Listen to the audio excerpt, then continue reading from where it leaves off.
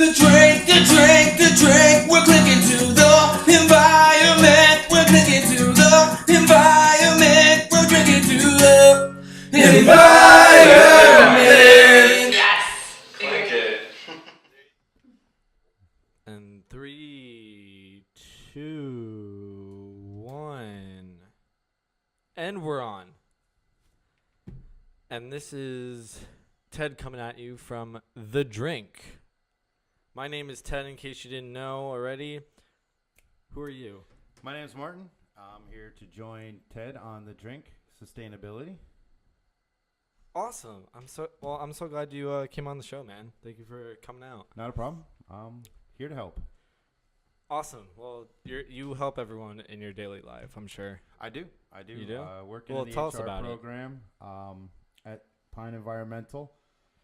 My job basically is to help the employees get their paperwork processed and also be there when they have some issues and complaints and help work with them on a daily basis for compliance, policies, procedures, and just trying to find a way to enjoy work every day. So I'm there to do as much as I can to help everybody that I can. Well, that's good, man. So how long have you, you just talked about your role there, but how long have you been there for, and how did you get there, if you don't mind me asking? Well, I've been at Pine just shy of 2 years, and I started there as an intern right out of college. The VP of HR at the time had reached out to me and asked if I would like to intern, and at the time I was finishing up my degree in HR management, so it sounded like a good idea. So I took the job, and I worked there as an intern. I got the department organized. When I got there, it was kind of in mayhem. They had about 65 boxes of just files sitting around. Oh my god. So wow, that's insane. I had to go through all the boxes, and I had to get everything organized. And then after that, I actually kind of got into the HR role, kind of on the basis that I am now as the assistant. Back then I was still an intern. So I helped process paperwork. I helped get files together. I helped keep, everything organized and running. And I also made sure that I went downstairs from the main office upstairs to talk to employees, and when they need help, to be there for them and answer questions, because not all the time can somebody who's working as our technicians do and CSRs and stuff like that, where they're working constantly to get through their tasks for the day, can they take 15 or 20 minutes out to just stand around upstairs waiting for somebody to be available? So by me coming down and making myself available during the day, one, helps them keep their workflow going, and also helps to not take time away from their day to just stand around and wait just to get a simple answer or to get a piece of paper or to turn in a piece of paper that should only take a couple of seconds. So my job is a little bit of paperwork processing, filing, organization, and a little bit when it comes to just being able to communicate with the people that work in our facility. That's awesome, man. Because there's some places that actually don't, it's almost like their HR and other departments are two separate worlds. Yes. And starting at Pine, that was kind of the perception when I first started there. There was a lot of individuals who had worked at the company for many years that said the old HR departments were closed door. They were very standoff. And it's a perception that as I've been there, I've taken on the task myself, and some of the other employees that work in the HR program, as I've worked there, have tried to change that perception over the years. So, hopefully in time, and hopefully during my time there, that is something that we have changed, that perception of a standoffish HR department. Good. All right. Yep. No, that's awesome though, because you're pretty much for everyone there, that's like you're the face of HR now to them. Yes, in a sense, in a way, very much. And it sounds to me that it's a positive one. Yes, I mean very much in a way.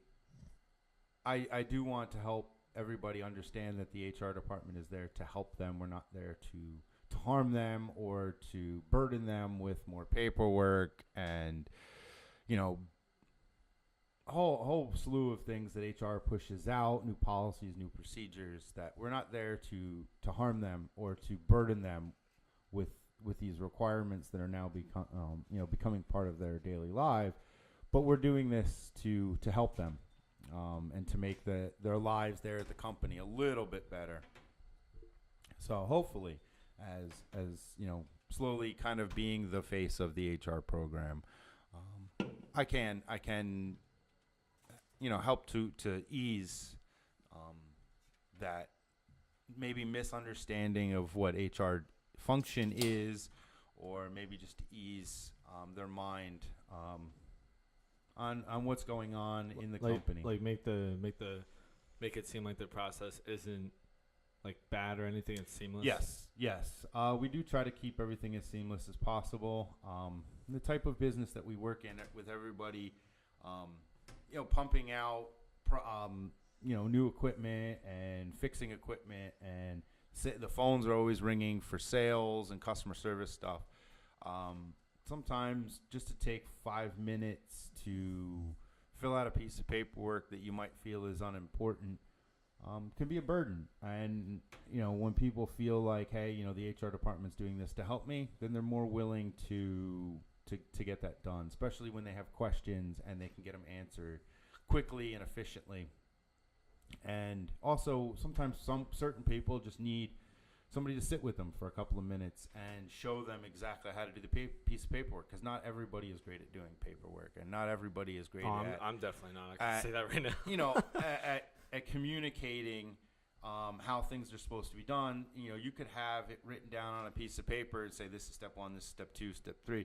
But that doesn't mean that everybody completely understands what they mean by the process in this step. Well, yeah. So sometimes it needs to be broken down in a different way, or just physically shown to them. Hey, this is what you're going to be doing when you're doing it, and go through it. So that way they've seen it, the process being done. And I've done that many times. Sometimes things just have to be really just simplified, almost like dumbed down in a way. Yes. I hate using that term of dumbing it down, but in a way it is many times. Well, I'm not, I'm not saying like, people aren't dumb or anything. It's just like it's the way people perceive certain directions may not be the way that it's supposed to be done, or that explained. Is, you know what I'm saying? Very much correct. Yeah. There are very many times where that's why you gotta you communicate. Explain something and they got the look of like their eyes kind of glass over them, and it's like, okay, you totally lost me. Yes. and it all depends on people's skill, people's knowledge. Also, if people have done things like this before, then they can relate to something else they've done. Yeah, exactly. But there are many employees that come through that have some questions, and you could tell by the question that they're asking, they just want to clarify, what they're actually doing. Sometimes they have a complete understanding of the process of what's being done. Yeah, they just want that like confirmation, like, hey, I do know what the hell I'm doing right now. Yes, exactly. For tax info or benefits or whatever. Yes. God forbid correct me if I'm wrong, but if you fill that out improperly, you have to like start the whole entire process over again or something, just so it looks, I guess, professional. Well, yeah, a lot of times it's not always clean. That they end up having to start the process all over again, because most of the time it's not a very long process, even if they had to start over. But there are times where, say, just like you said, filling out a tax form, if they fill it out and add too many deductions, then they're not paying enough in taxes. And then when tax season comes around, they either get an extremely small tax return or they end up owing the government. So those are things that we try to make sure that we catch, so down the road it doesn't end up affecting them and harming them in any way. So, there's a lot to it, not only to make sure that the paperwork gets done, but that it's filled out in the manner that is best suited for them. There are many times where every piece of paperwork you're going to get from different people is going to look different, because everybody has a different situation. So just by looking at the paperwork, you're not going to know their situation, but you can ask questions, you can sit with them and make sure that, hey, did you really mean to put an 8 here? Or is, they're like, oh, wait, no, that's the wrong line, this and that.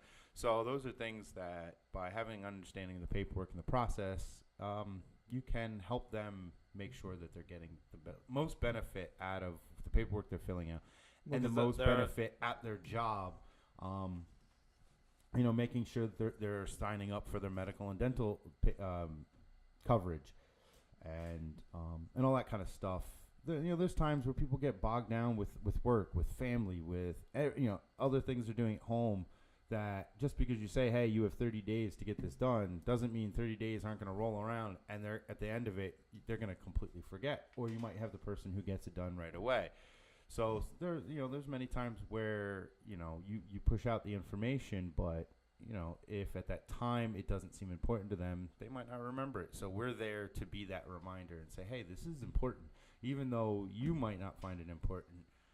Down the road, you might find it important, but then you forgot the initial step. So right now at this particular point in time, it's not on your top to-do list because you're obviously doing your work and stuff. But very much so. When you have the quickest second, just fill it out really quick and then leave it somewhere that I could come back and be like, hey, is this it? You're done? You're like, okay, good. Be on your way. Yes, very much. So in those senses, you have to make sure that you're communicating with people. Communication is key, though. Oh, not just at work for what I do. Well, not even at work, but just everything. Exactly. Everything involves communication, and if that crumbles, you're losing more than just the words between two people. You're losing everything. When it comes to family, when it comes to friends, when it comes to at work especially, or like when I spent my time in the military, communication could save a life. I definitely agree with that. So, and I mean, in the military, yes, everybody knows the military is a harsh environment, and at times things can be life or death. But even at home, between two friends or a family member, communication could still be life or death. Because it could end a relationship, so that could be the death of a relationship. It could be a family member who just needs to be heard. It could be a friend who just needs to be heard. And communication of all sorts could be critical to everything, especially in relationships. Communication is huge. Well, yeah, as you have an open line of communication with someone, it's like, it's almost, well, obviously don't hold back accordingly, but, communicate accordingly is what I'm saying. Yes. And, communicating in, life or death situations like, life-saving or, fire departments, like things like that, or just, hey, what are you doing today? Oh, yeah. Let me know what you're doing today in like an hour, and then maybe we'll hang out or something. Yep. Polar opposite situations, but still. Yes.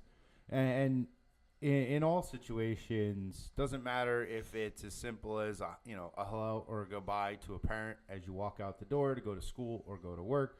Doesn't matter if it's a hug or a kiss in the morning to a spouse or a child. It doesn't matter if it's a high five or a punch to the shoulder to a military buddy. What's up, man? Boof. Communication is key in every single relationship you have in your life. Even to a stranger, communication could be key.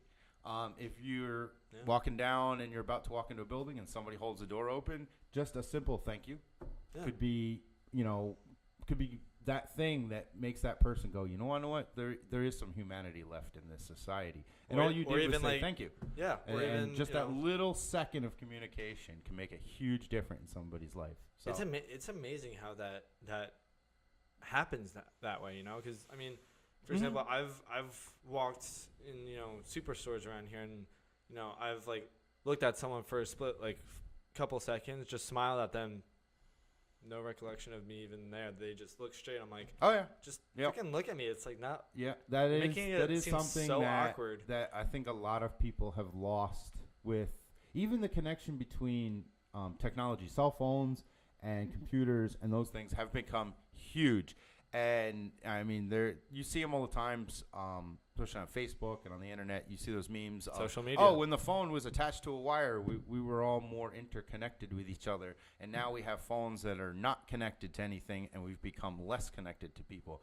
And in a way, it is very, very true that we have lost, even though we have that ability to text anybody. You could send a message to someone, text them, or even just say, call and be like, and we have that I'm in ability. another state, but what's up, bro? How And you we doing? do. Or, We have that what's ability up, sis? to take that phone and dial anybody. I mean, you could Google people and get a contact number for them, and right there, anywhere you are, you could be in the middle of the woods, you could be in front of your house, you could be in the bathroom, anywhere. You could be at a bar talking to another with friend. anybody, but people don't communicate in the same way that they used to. No, definitely. And a lot of people are depending on that outside source to communicate with people, just a text, just a phone call. Oh, speaking of, I have to text someone.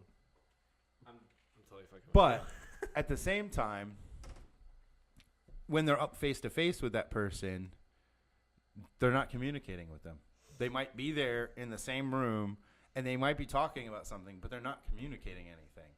No, they're doing it through we've lost the metal some computer of that ability, even with the rise in the ability to communicate. We have lost some of that actual interpersonal communication. Yeah, definitely. And everything's changed in time, and everything always will change in time and in society, because that's just part of the way things are. Change is inevitable. Yes, change is inevitable. And I say that in a joking way, but I'm actually really serious about it. And people do need to adjust to new technology, to new availabilities of communicating. When I was a kid, you were in school, and the way you communicate with classmates was a little folded up piece of paper.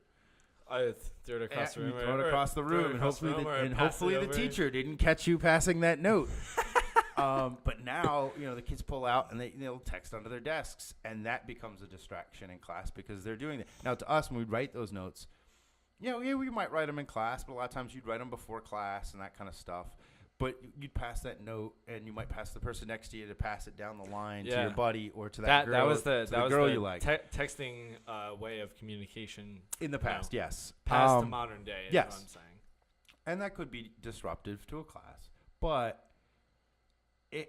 in a way, it almost felt like it had a little bit more meaning because you took that time to write that note and pass it down and be like, hey, do you want to go out with me? Yes, no, circle the right one. And in a way, people have kind of lost. Please circle yes or no. Or no, go, yeah. And in a way, you've kind of lost a little bit of that innocence to the communication between people. And even the communication between TV shows and commercials and now with reality shows and everything else, that's still communication. That's communication of information that's being passed on to people, and it's available, which is fine. I mean, the ease of access to information is astronomical now. Being somebody who, when I was in school, I actually learned how to go through an index at the library, and you had to pull out a drawer and you flip through all these cards to look for a book, where now you could just Google the information. To me, that form of getting information is astronomical.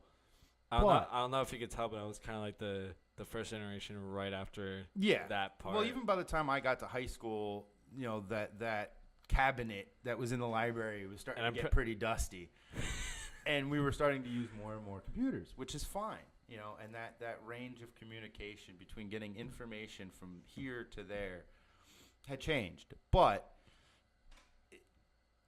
if people lose the understanding of what that information is and how to get that information from one point to another point, there's where your issue becomes. Well, hey, man, let's do a little cheers to communication. Nastrovia. Nastrovia, yes. Just missing my mouth here. That's cool. That's okay. That kind of goes on par with miscommunication, I miscommunicated it to my own body to say, hey, drink this beer. Hey, that happens. And it's okay. By the way, not sponsored by Miller Lite, just a really good beer. Not sponsored by Angry Orchard either, but you want to know what? They're both good. They are. Wait, so you brought an Angry Orchard, but I saw you pouring something. Oh, into it. yes. So For any viewers who are looking for something new to try, or you really enjoy the flavor of apple, if you take an Angry Orchard or any form of apple cider beer, add a little bit of Fireball to it, let it mix, and it will taste like a liquid apple pie. Like I said, this is not sponsored by Angry Orchard, but or Fireball. I do choose, Miller Lite. or Fireball or Miller. But I do choose the Angry Orchard. I do like the flavor of it the best. But I've had it with, a couple other ones.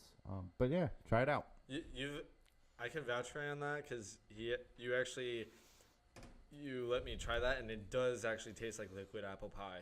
It's just because when you let me taste it, I'm like, yeah, sure, whatever. And also I'm like, oh, wow, that actually does taste like liquid apple pie. It's pretty good. And it's even there's a form of communication. Out hanging out, and hey, Ted, try this. This tastes like liquid apple pie. I was drinking something Okay. that I really enjoy drinking when I go out. I can drink beer or anything else, but we were out and I felt like one, so I had one. And usually when I order one, and I know the people around me have not ordered, I'll communicate to them, hey, does anybody want to try any? Sometimes you get people like, nah, and I'm, That's for wussies. No, yeah, there are times where I was like, all right, well, it does taste like, I'll inform them, and I try to communicate to the best way I can, and if they choose not to, that's fine. But I've informed them of what's available, and then they can make that choice on their own. So again, that's a form of communication. Yeah. And in life you have verbal communication. The transmission of vibrations through molecules in the air. Correct. Or particles in the air, Correct. whatever way you want to say it. Correct. And you have written communication, and that nowadays with spell check has become very helpful, especially for me. I am a horrible speller, and sometimes I write things down as they're flowing through my head, and then you realize you get that little blue line and stuff like that it's not grammatically correct. So that has also become helpful. So in those forms of communication, there are parts of technology that have made it easier, but it also doesn't mean that just because you're getting it down on paper and then you give it to somebody doesn't mean that it makes any sense to them. So in those forms of communication, you always want to have somebody take a look at it and proofread. Now, I always have someone. I try to always have someone proofread my work, Oh, yeah. or I'll do my work, because I do a lot of work on social media. So I'll right before I'm about to post it, I try to read it out loud to myself. Mm-hmm. I'm in the car or wherever I am, and I'll just try to really read it out loud. Be like, this stuff will help you in this context. Okay, that actually makes sense. Cool. Yes. I'll post that. Not like, hey, I'm at the bar. Come and hang out, and then it says like, at the bar, I'm Yes. says something else. Yes. I'm just like, oh well, that Yes. crap. Now I look like an idiot. Yes. Which And a bunch of my friends could actually vouch for that. One of them is behind the scenes and giving me the look of you. Hey, it happens, and not every form of communication is going to work out perfectly every time, and that's perfectly fine. That's part of being humans, and we're perfectly imperfect people. yes, very much so. Great, that's a good one. Yes, we I love are, that line. and periodically through life, everybody will hear the phrase that communication is key to any relationship. And it is true, not just in a relationship between a boyfriend and a girlfriend, or a son and a parent, a daughter and a parent, two siblings. And that's every single relationship you have. That's the relationship you have with the world. That's the relationship you have with the ground, with the water, with the air. Those are forms of communication too. The way you treat the earth to go along with your sustainability. The way you communicate with the earth is, it's showing a response over time. Polar ice caps melting. Well, that's the earth communicating with us. Now, are we listening to this? Some of us are. Some of us aren't. So, like I said, communication is key to everything. So you just got to think about it and look and listen to the people around you, to even your animals in your house. If your dog or your cat is acting funny, that's their form of communication to you that something is not right. Well, cheers to that, man. Cheers to communication once again. Na zdrowie. Sustainability. Sustainability. So good. But yeah, Before you keep going, sure. anyone that's listening to this show, if you have a chance to have a adult beverage with us, please do so while you're watching and listening to this. And make sure you're 21 and responsible. That too. And don't be doing it on work premises or driving. Yes. Because we are not responsible if you fuck up. Yes. Just saying. Yes. If you're at work, unless you work at a bar, unless you work at a bar, that's fine. I hope. You probably still shouldn't be drinking. You probably shouldn't be drinking on the job. So don't drink on the job. Don't drink and drive, or else you're an idiot. And always be responsible while you're drinking. And always be responsible for your friends as well, because they rely on you to communicate to them that they've had too much. Doesn't mean they're going to listen, but you still have to communicate to them that they've had too much. Or vice versa. They might be communicating to you that you had too much. And then you have to listen. And if you don't listen, then you're a bad friend. Well, nah. Yeah, maybe. For the sake of argument right now, you're a bad friend. Yep. So get your life together. Yep. But yeah, man, communication in this world has changed dramatically, like we said. Oh yeah. And yeah. The way of getting information around and from one person to another using Google or Facebook or Instagram or Snapchat or Twitter. I mean, there's a thousand. Well, there's like 1,000 different kinds of social media platforms that everyone is on at like every single second right now. Signs on social media. Oh yeah, social media watching this show, you know. And, yeah, exactly. And even TV is a sign of communication. Not a sign, but a form of communication, because commercials, ads, TV shows, reality TV shows, music TV, music radio, choice, whatever. I mean, radio is still out there. Yeah, I mean, it's not as popular as it used to be, but there's still people that listen to radio. You go on Apple Music, you go on Google Music, you go on Amazon Music. Those are all forms of communication as well. Somebody singing a YouTube song music now. Exactly, YouTube music. They're communicating by using that song to get out whatever story they were trying to tell. A message or a story that they're trying to tell that happened to them or inspired them. Yep. Or there's even, poetry. Poetry is a huge poetry's one. a big one. Oh yeah. And that uses, or what I like to call rap. Oh, but rap it in my you could correct me if I'm wrong, or state your own opinion on this, but I also feel like rap is or poetry is like the less, it's just like rap except for without like tunes to it, pretty much in a weird way. Well, you know what I'm yes, saying? and it all depends on what kind of poetry it is. Oh, and I'm not, because there are poetry, and there are places that house poetry slams and this and that. And if you actually listen to some of them, even without music, the way that they're speaking is rhythmic. It is. And it is rhythmic. It almost brings in its own music without there being a band or instruments to be playing along with it. Oh, absolutely. So, but yes, again, that's different forms of communication. It all comes down to what is being communicated, what information is being passed from one source to another. Also, who is listening and who is not. And again, communication is not just verbal or written or. I mean, it could be like signs, like when you're driving down the parkway and you have the yield sign, you have a stop sign. I mean, it says clearly stop, but if you didn't have that and it just was that shape, the hexagon, right? Yeah, for a stop sign, that's an octagon. That's an octagon. I'm sorry, wow, an octagon. Holy crap. 8 sides. You know what I'm saying. Yes. Big, nice red sign says stop. Yes. Yes. Oh, yeah. And those are forms of communication as well. That would be the DOT and the state and the town, the municipalities communicating to you, hey, the speed limit here is only 30. Stop doing 70.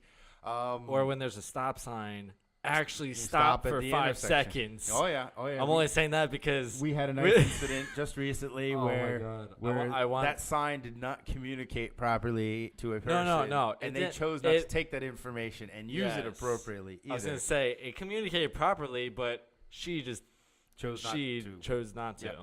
Oh yeah. And Yeah, we chose got not run to off the listen. road, so that was fun. And- Luckily, nobody was hurt. No, the vehicle no. was undamaged, but Just for everyone, put just down wasn't your fun. damn phone oh yeah, and drive. yes. It's not that hard. Either that or pull over, so you're not endangering I yourself can guarantee or someone you, whatever else. information was being communicated to her at that time was not that important. Oh, absolutely not. And again, there's and another honestly, issue with certain forms of communication.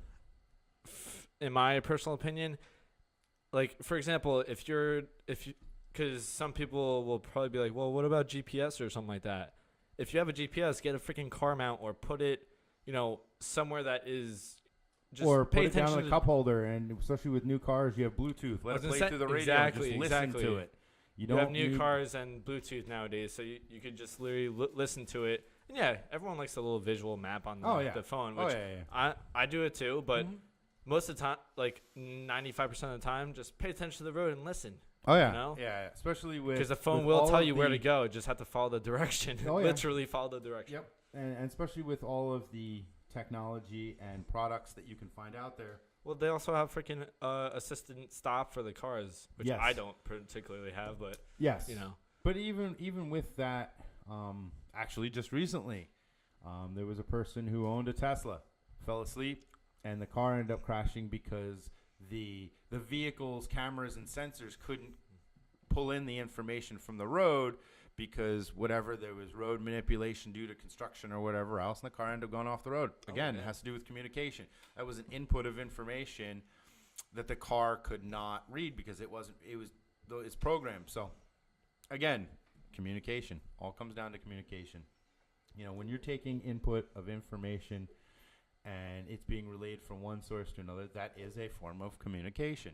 Like I said, again, back when you're talking about even our own planet trying to talk to us, you got the polar ice caps melting. You have weather patterns changing, which we both have seen this year in the Northeast. Our winter was very, very odd this year. We didn't have much snow. It was cold. It was windy, but well, I mean, it wasn't. we've what gotten we were snow like used to. once in a while, but I mean, what in half an inch, if anything? Oh Like, yeah. we- This year, like was other very places are like getting like freaking blizzards, and we're getting like half an inch, and then by literally like 1:00 in the afternoon, it's all gone. It's Yeah. like it never even snowed. oh yeah, and again, that's communication. We have animals that are beaching themselves. That's them communicating to us that something is wrong in the ocean. We have, I couldn't tell you how many stories you see on the news, you see on the internet, birds, sea turtles. Sea fish, turtles is like one of the huge seals ones that media is with producing. plastic wrapped around them, with lines and chains wrapped around them that have been dropped into the water. And all that kind of stuff. It's communication. I've seen like one of those plastic six pack the wrappers for the 6-pack cans. Yep. Which I know I personally always cut them when I do, but I try to avoid even buying. I try to avoid products buying that it just come because with those just plastic just rings. get a like if you well I mean you brought a 6-pack to the show. Yes. You brought your own 6-pack. Show the viewers really quick. So instead of getting the plastic wrap, get a 6-pack no plastic rings. holster and just grab one of those because then all you gotta do is fold it up and put it in the recycling. Yes. Yes. And then it also saves you the trouble for having to cut it up. And I mean, yeah, it's kind of inconvenient, but I mean, it's also and for those that are viewing this, I don't know if you guys actually do know, but we have been eating plastic for a while, and you don't even know it. Mm-hmm. And I'm not saying you. I mean, I didn't know it for a while either until a couple years back during college. Since I've been studying sustainability, all the plastic that we throw out ends up in the ocean. And yes, majority of it actually goes through all the currents, the world currents, and all that stuff. And Oh yeah. there's about 5 garbage patches, but the most famous one is the Great Garbage Patch in the Pacific Ocean. Oh yeah. Oh yeah. And- yeah, yeah. Big and- floating island of garbage. Yeah, seriously, and it's honestly disgusting, and it sucks because you see garbage all the time everywhere, and in our area, let alone Just driving down the road. yeah, just driving down the road, like, and I've seen so much trash on the side of the road, and I've actually stopped in, like, if it's huge. I'm not saying just because it's not huge I don't pick it up, but I'm saying, for example, I've actually picked up a huge thing of cardboard, threw it in my car, and then as I went home, or even the recycling center was on the way, so I was like, here, I'll just stop by and drop it off. Oh, yeah.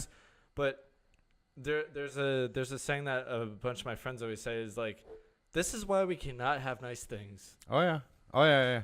Yeah. It's Like, it's a saying you hear quite often, and And sometimes people- it's said jokingly. yeah, it's said jokingly, but when you're thinking about, like, plastic in the ocean, all that stuff, which is a huge phenomenon now, which it's already have been, but the media just chose to start putting it on blast Oh, yeah. lately. Yeah.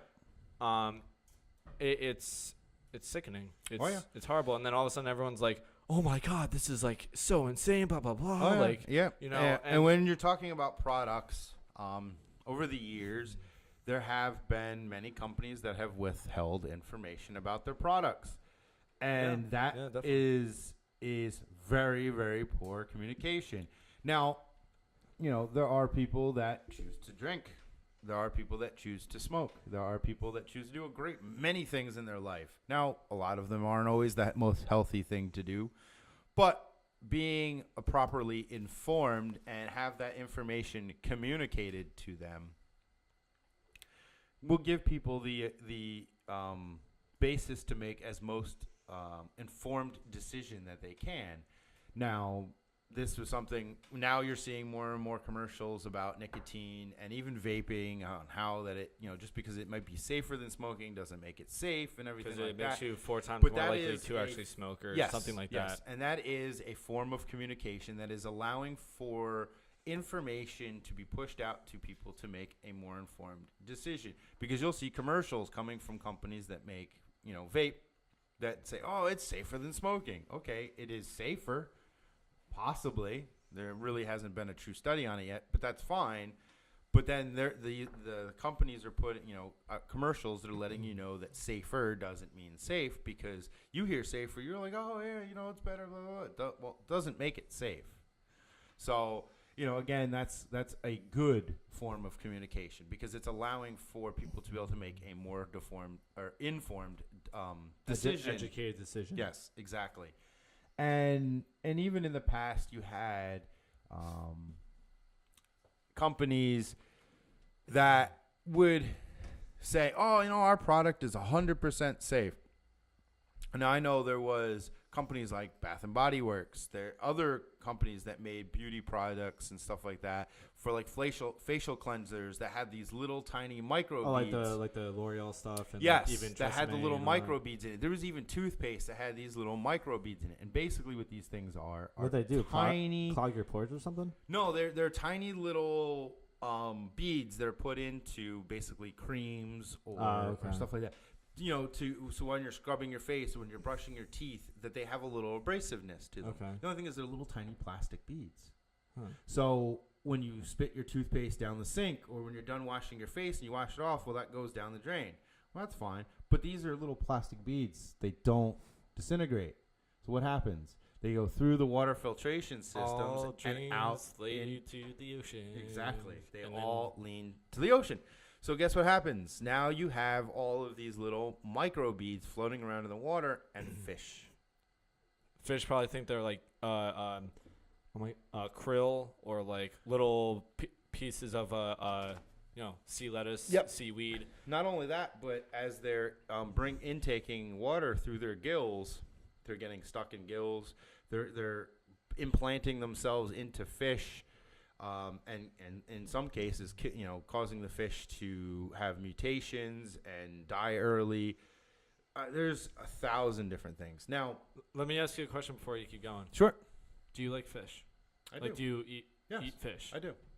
'Kay. Sometimes I'm not a huge fish person, but I do. I do enjoy fish every once in a No, while. but like when you're in the mood for fish, Mhm. you and your family or whoever go and eat some fish.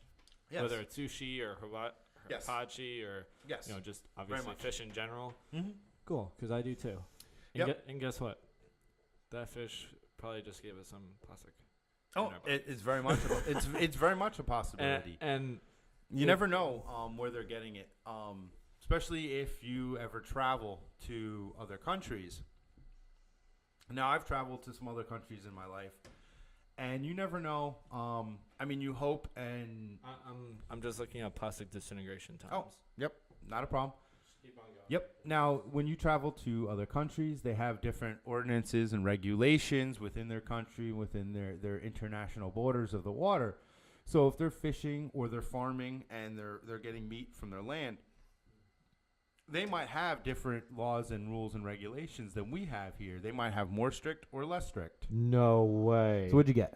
Okay, so For everyone that's viewing, how long does it take for plastic to decompose?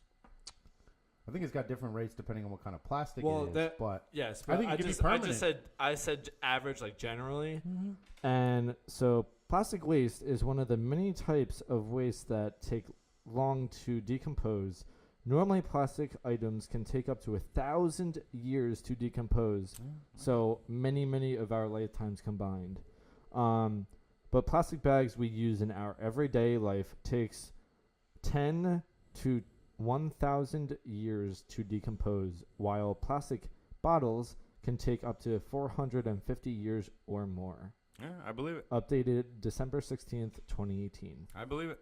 I very much believe that. So pretty much, way after you even die, it's still here. So one way we could actually fix that problem, a solution to the problem, is to obviously recycle, which is one way, but it's also kind of a not the most efficient way. Not gonna lie, but No, not always. not it's not always. But I'm saying the other way. I was like, what? Why the hell are you gonna? I thought that was that. Oh, it's a lighter with a bottle cap on it. But nevertheless, the other way is to actually there's recycling companies around, and actually shout out to Dave Hacken. He's from I apologize if I get this wrong, but he's from Europe, like the Netherlands specifically, I believe. But it's a project by him called Precious Plastic, and what they do is he's actually I'm pretty sure from what I've seen is that he's a welder by trade or something. Like he knows how to weld essentially, but he's made shredders, extruders, molds, and all that kind of molds, shredders, all that kind of stuff. Mm-hmm. And he takes different kinds of you know how you get like the detergent bottles from ShopRite or like plastic bottles like Poland Spring and all that kind of stuff. Yeah. Since they all have numbers on the bottom of it. This is glass, so that's a bad example. But actually, here. I know I have plastic on the show. Leave me alone. I'm gonna recycle it anyway. But say Only for on the bottom. yeah, I'm also using this as a good example. So on the bottom right here, where is it? Oh, it's right here. You can barely see it, but I think that's what, a 2? Let's see. Let's take a look. It's like right there. It's kind of hard because it's like engraved. I think it's a 2. But- This is 21A. 21A. And then, hold on, that's a P for the producer. There's a recycle symbol, and that has Should a have- 1. Oh, it has a 1. Okay, Yep, the perfect. recycle symbol has a 1. Okay, perfect. So for everyone that does not know, each plastic bottle that you ever get always it has numbers 1 to 7 in it, even though there's like 1 to 14 numbers. And they all symbolize or stand for different kinds of plastic that make up that bottle. So like this is probably one piece of plastic or maybe 2 pieces of chemical plastic that was molded together to form this bottle, and then obviously another form to form this cap. But they actually sort out on shelves like a bookcase. They sort out the different kinds of plastic that they shred up, and then they'll use it, to make another lamp frame or even a ladder. They melt them down, shred them down, melt them down, and then mold them into different reusable things. So you could make a clipboard or a cutting board or a ladder or anything out of plastic. Literally really. anything. You can make a freaking chair out of one. Yes. Or a freaking sculpture. Yep. Like, I mean, the they possibilities kinda have are some of the endless. Same procedure with glass. It gets chopped up and broken down, And then it can be reused. but plastic is plastic a little is- bit different in the sense of that there's many, many, many different chemical compositions to make different types of plastic. Yes. Where glass that is used, especially for bottles like this, Well, glass are is also pretty made out of sand and standard electricity, isn't it? silica combinations, and then it's just different colors to put into the glass. Well, yeah.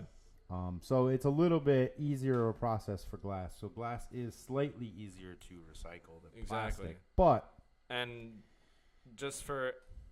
when I put a plastic container in the recycling bin, I always make sure that I wash it out, because it actually if you don't wash, what I learned in the past within the past 3 years lately is if you don't wash out your container, like say you get Bob, because what I use is Bob and Evans potatoes, Yes. because that stuff is delicious, especially the garlic.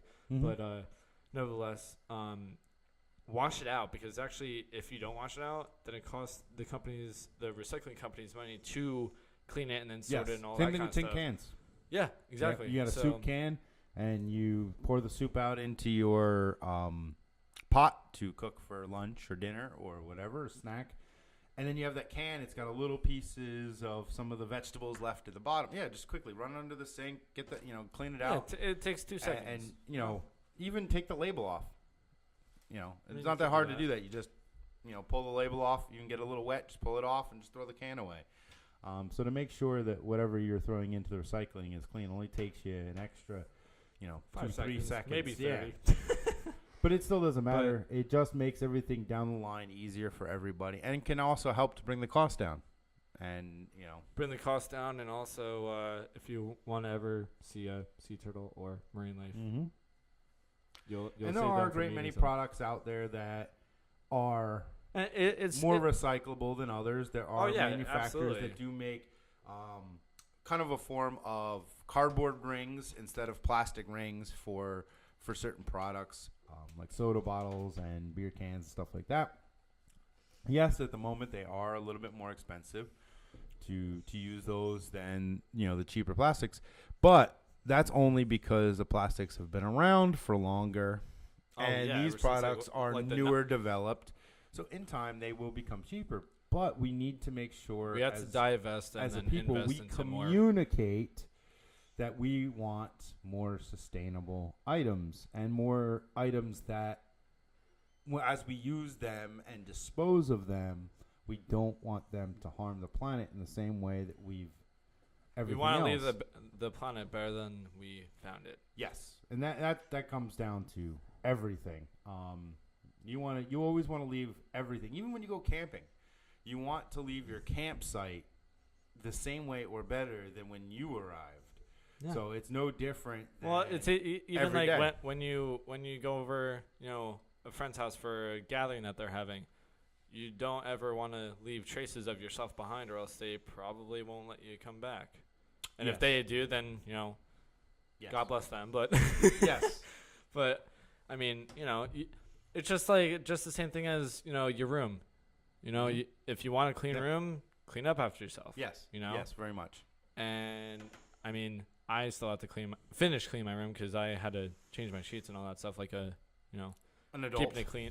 Yeah, just like an adult. So,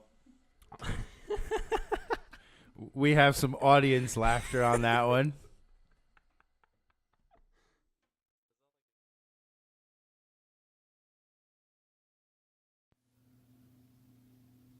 Warning. As you watch the show, be sure to clink at your own risk. Drinks may not appear the way that they seem.